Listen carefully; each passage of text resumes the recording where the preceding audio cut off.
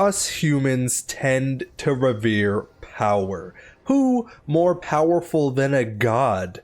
No. Who more powerful than a god slayer? The man who has not just cheated death multiple times, but beaten death to death, killed death dead. The man who overcame fate, who has gone back into the past to rewrite his history. Haven't we all, at some point, wished we could do something like that? To turn back the hands of time and change our history. When it comes to power fantasies, Kratos has done it all.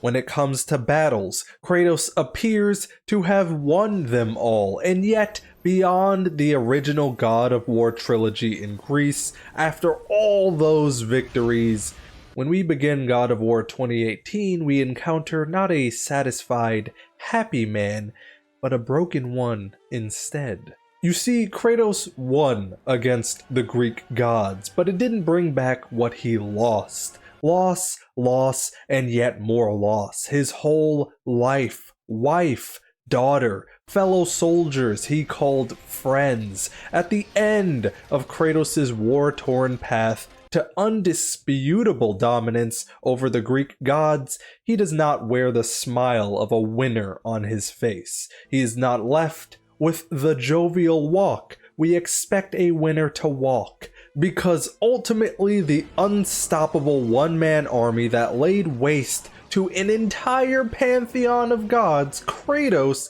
is still at his core just a man, a human, a creature that craves social connection. His victories satiated his lust for vengeance, but didn't satisfy his soul. Unfortunately for Kratos, finding happiness would require a rejection of everything he was raised to be. We learn a bit about Kratos' youth in God of War Ragnarok. As a child of Sparta, beaten, battered, bloodied, all of it to hone him into the ultimate warrior. As a servant of Ares, tricked into snuffing out his family's lives, to hone him into the ultimate warrior. Kratos, from young up to the end of Greece, has lived his life being treated as a tool, a very sharp tool. To be a soldier by Sparta, to be a killing machine by Ares, to be an Ares-slaying hero by the Greek gods, to be a disposable weapon of revenge by Gaia, to be a tool of reform by Athena. Everyone, except for Sparta, there in that lengthy list I just presented, all ultimately betrayed Kratos in some way or another. Ares! Gaia! None of this is to say that Kratos was a good person back in Greece. He was not. Kratos will forever wear the weight of responsibility for the many acts of cruelty he committed. Instead, I'm highlighting the fact that Kratos was a deeply damaged person in Greece. He was a hurt person raised by hurt to hurt, trying to ease his hurt by hurting others. Sparta and Kratos' other experiences in life never taught him kindness. This doesn't excuse Kratos' actions, but it does help explain them. Throughout his life, from birth to the killing of Zeus, Kratos took a real thrashing. To protect him, calluses automatically formed, not just physically, but emotionally too.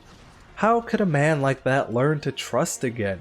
Even the people that Kratos cared about which didn't betray him, yeah, they all died.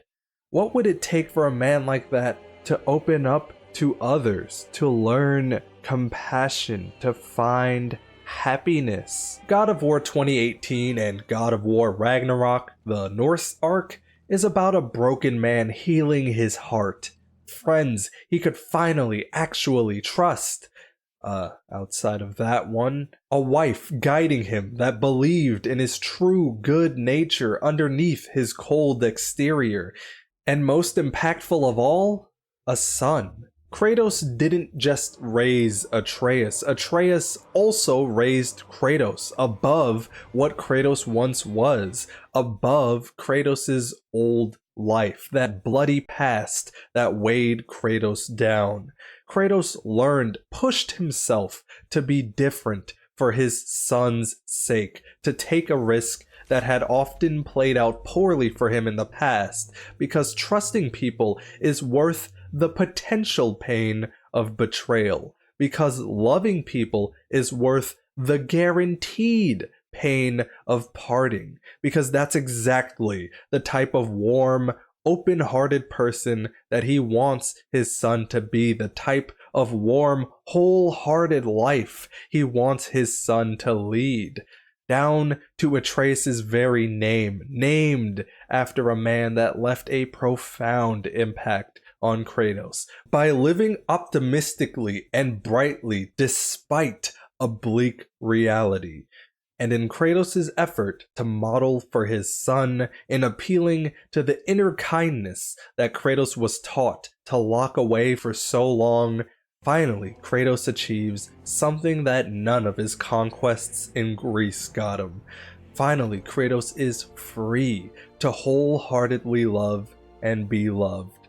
Finally, Kratos is happy.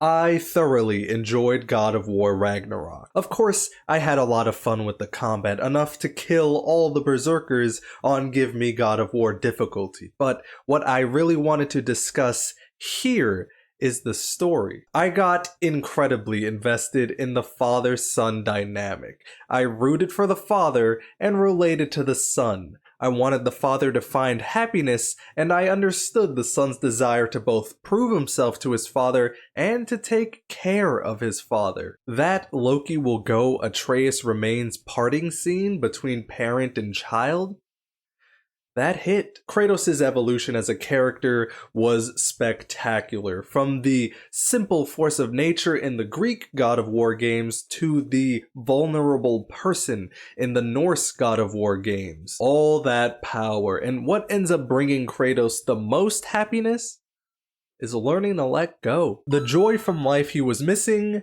now he's finally found. No longer does senseless violence's gloom have his wrists firmly bound. It is so nice to see Kratos turn his life around. I, on the other hand, enjoyed smashing that shit Heimdall's head into the ground.